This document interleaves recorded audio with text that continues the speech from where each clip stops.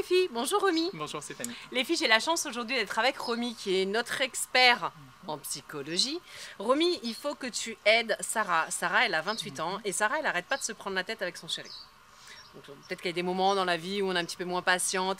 Quels sont les conseils qu'on peut donner à Sarah pour appréhender différemment peut-être ces disputes ou bon, tu as peut-être des remèdes, des secrets à nous donner?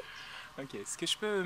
Déjà Sarah, j'avais envie de te féliciter pour avoir posé la question parce que ça montre que tu es vraiment dans une démarche d'amélioration. De communication. Et de communication. Exact. Et très souvent, j'imagine que voilà, les personnes qui font ce pas, il y a beaucoup de frustration, beaucoup d'impuissance parce qu'on s'en démunit à pouvoir créer un lien qui permette en fait une communication vraie avec l'autre et l'autre n'est pas forcément disponible en fait pour ce type de communication.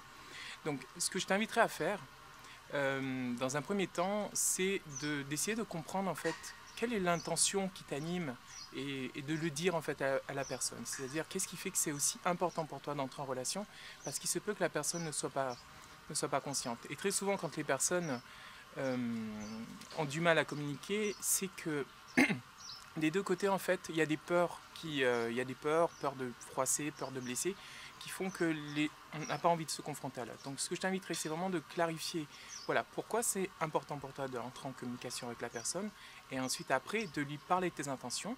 Parce qu'une fois que la personne aura compris en fait ton intention, il se peut que ça rejoigne son intention à elle, qui elle n'ayant pas assez de conscience, va permettre en fait qu'un rapport se fasse beaucoup plus sereinement, juste en disant en fait, en ayant la clarté en fait sur les intentions qui sont les tiennes. En fait, on en revient toujours à parler de la communication avec un grand C, donc ouvrir le fossé, rentrer dans la brèche et crever l'abcès. Bien sûr, c'est ça. Ne pas laisser entre guillemets pourrir la situation, c'est ça Romy? En gros, c'est ça. Ouais, c'est tout à fait ça. Et ce qui fait que souvent on a tendance à laisser pourrir la relation, c'est qu'on se sent démuni, on ne sait pas quoi faire. Et puis la personne de son côté ne sait pas non plus quoi faire. Il n'y a pas forcément de malveillance en fait de la part de l'un ou de l'autre, mais c'est simplement deux îles en fait qui ont du mal à se rencontrer. Mais quand on dit, alors moi je pense à un bouquin que toutes les filles elles ont lu, les hommes viennent de Mars et les femmes de Vénus. Moi la première je l'ai lu et on te dit qu'il faut laisser l'homme dans sa caverne. Mais alors t'en penses quoi de ça? Parce que si Sarah, par rapport à cette situation, justement, se dit « Bon, ben, je laisse la situation telle qu'elle et je laisse l'homme dans sa caverne et il reviendra. » Et en fait, non. Ce qui fait que l'homme va dans sa caverne, en fait, c'est qu'il y a une souffrance en fait, qui est là. Et parfois, le fait de communiquer, de partager sur nos intentions, ça permet en fait à la personne de penser différemment les choses. Et ce qui fait qu'il y a moins de souffrance parce qu'on comprend mieux l'autre. De mon point de vue et par rapport aux consultations que je reçois, c'est ce qui fait le plus souffrir, ce qui fait que les choses créent la blessure, qui réveille des blessures, c'est le manque de compréhension des intentions de l'autre. C'est pour ça que j'ai insisté là-dessus, sur le fait de parler, d'être au clair par rapport à son intention de communication.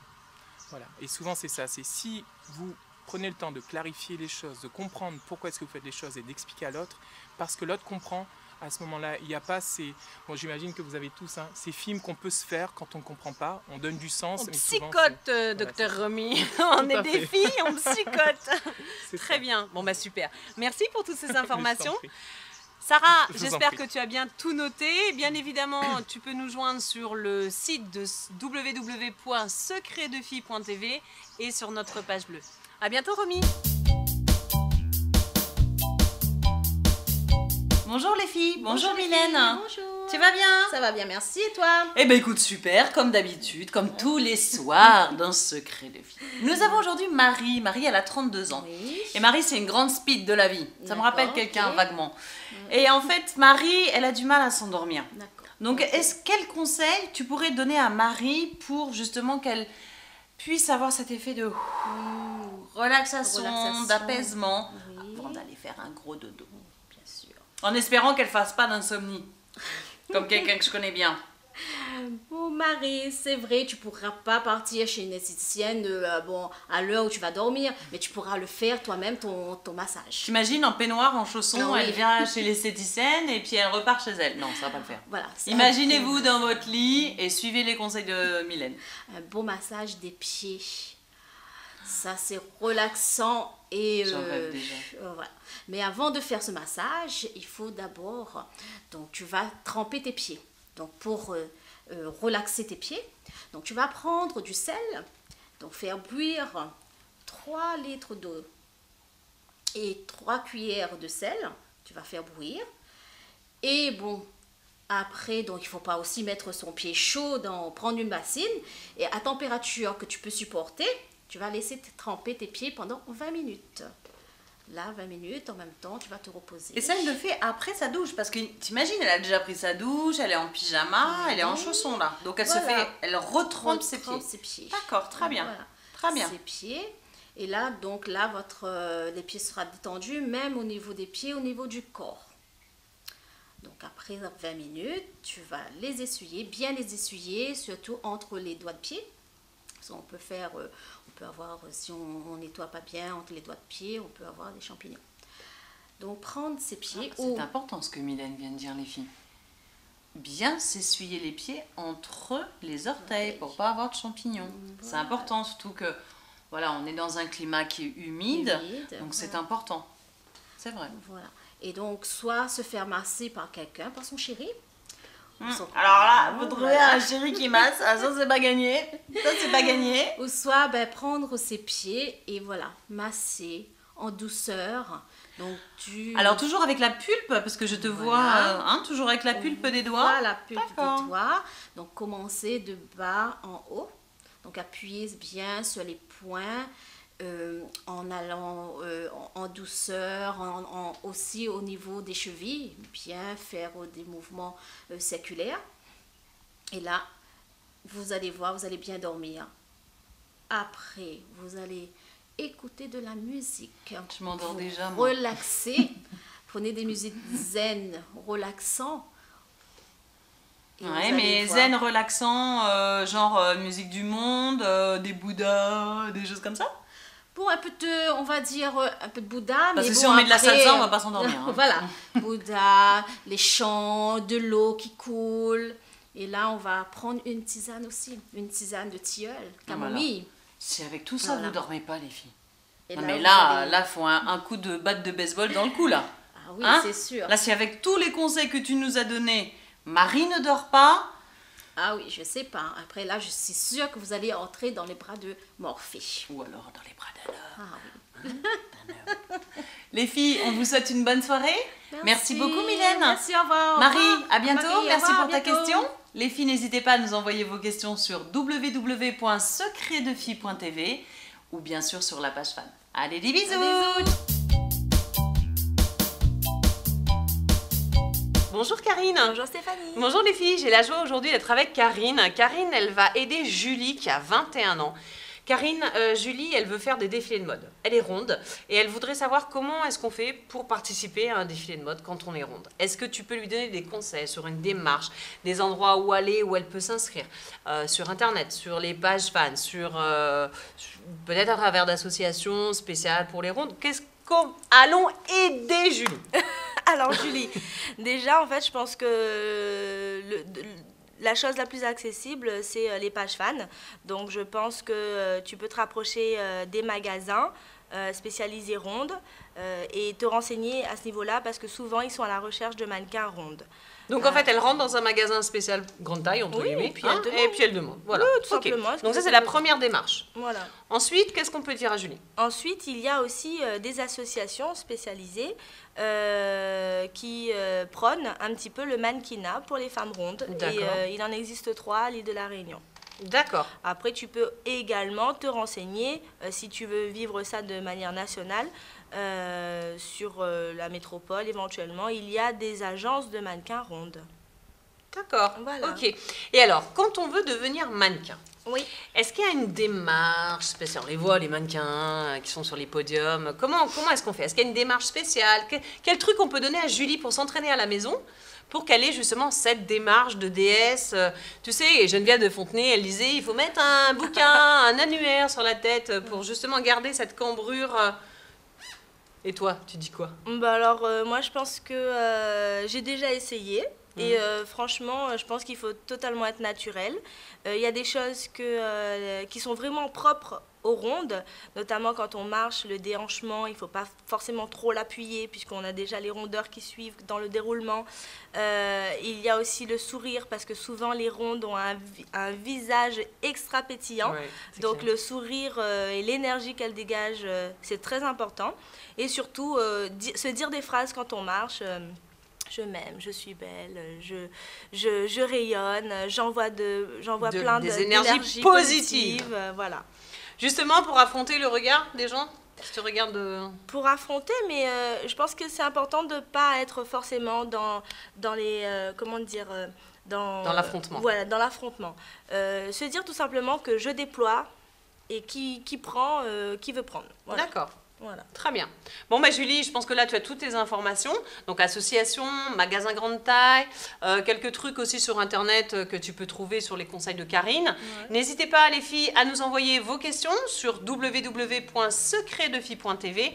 Et bien évidemment, merci Karine. Merci Stéphanie, merci les filles. Ciao les filles. Bonjour les filles, bonjour Céline. Bonjour Stéphanie. Les filles, j'ai la grande chance ce soir d'être avec Céline qui est une experte en mode.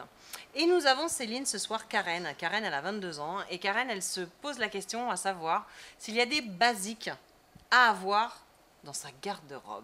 Ah oui, bien sûr. Il y a des pièces essentielles à avoir. Ah oui, passe-partout. Alors dis-moi, dis-nous, pardon. Alors déjà, le jean. Un jean. Peu Mais- importe la couleur, Plutôt le bleu brut. plutôt un brut. Voilà. Plutôt Et- une forme de préférence Non, ça dépend de la par morphologie. rapport à la morphologie. Voilà. Mais Voilà. surtout à votre taille. D'accord. Bien coupé. Surtout dans les tailles américaines, il y a des demi-tailles.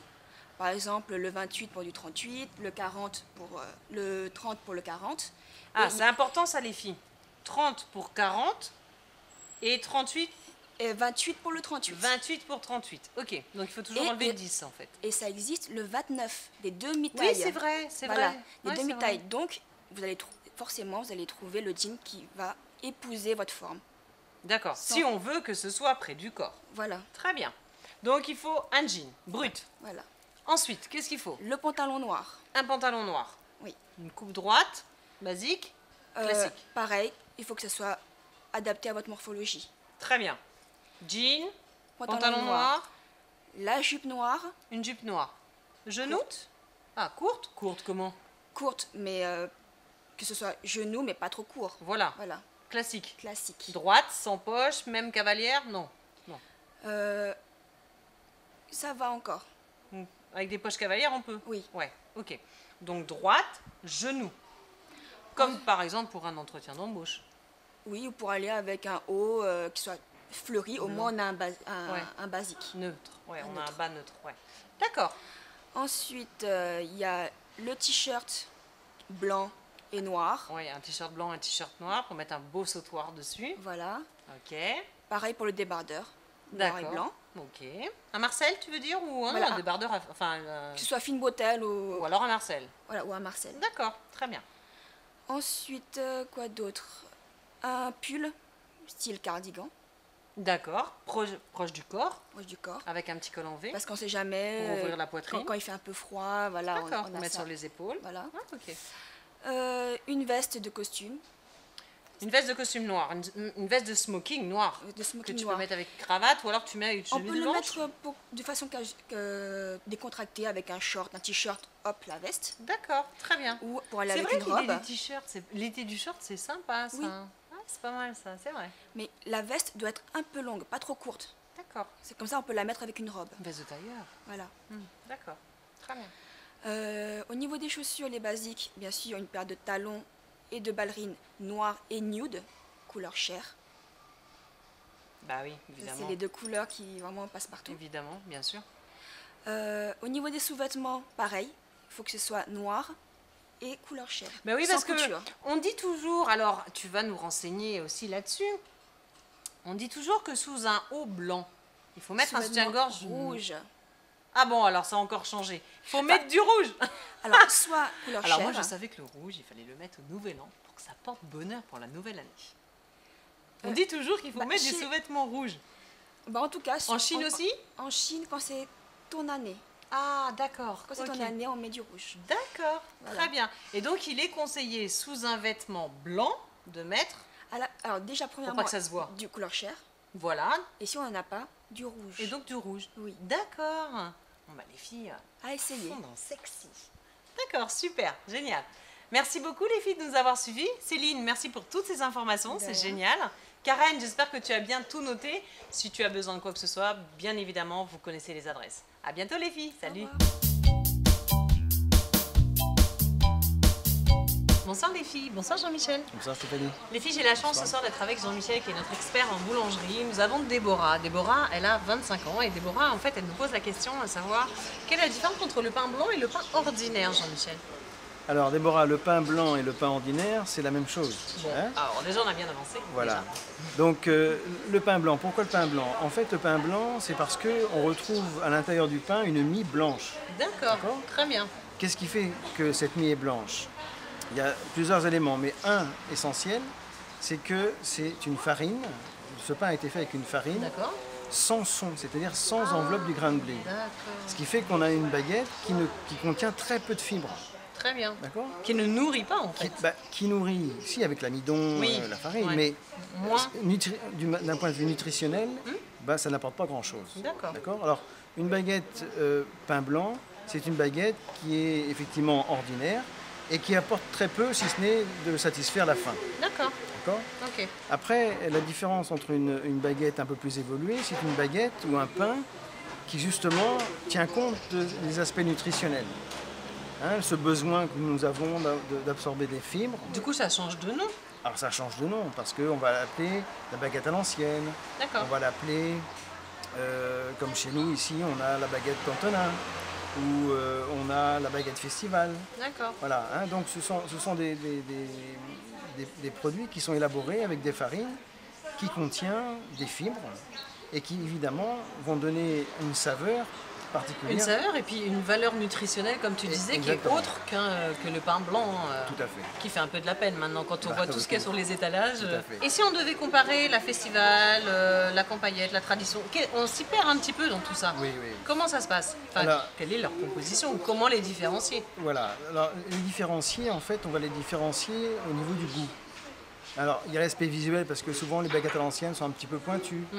Hein. On va les différencier surtout au niveau du goût. Alors, le goût, en fait, il est le résultat de la méthodologie de fabrication de la pâte D'accord. avant Très bien. cuisson. D'accord? Donc, par exemple, une baguette comme ici chez Antonin, on a une baguette festival, une baguette tradition qui est élaborée la veille pour le lendemain. Et on lui laisse des temps de repos. Ah oui, parce qu'il faut laisser la pâte se reposer comme un Exactement, gâteau. exactement. On laisse reposer la pâte. On appelle ça des moments de détente. Et ensuite, Comme nous, les filles, on a besoin de moments de détente. voilà. Et à partir de là, eh bien, on va laisser fermenter cette pâte. Très bien. Et plus elle sera fermentée, puis on va lui laisser le temps de se développer. Au moment de la cuisson, eh bien, tous ces arômes pendant le développement vont ressortir. On aura une baguette tout à fait différente. D'accord, ok. Voilà. Donc le type de baguette dépend de ce qu'on met dedans et La façon dont on temps va de élaborer. détente qu'on lui accorde. Voilà. Tout est dans la détente, les filles. Merci Voilà. beaucoup, Jean-Michel. Je t'en prie. À bientôt, les filles. N'hésitez pas à nous envoyer vos questions sur www.secretdefille.tv et bien évidemment la page Facebook. Des bisous, salut. Au revoir.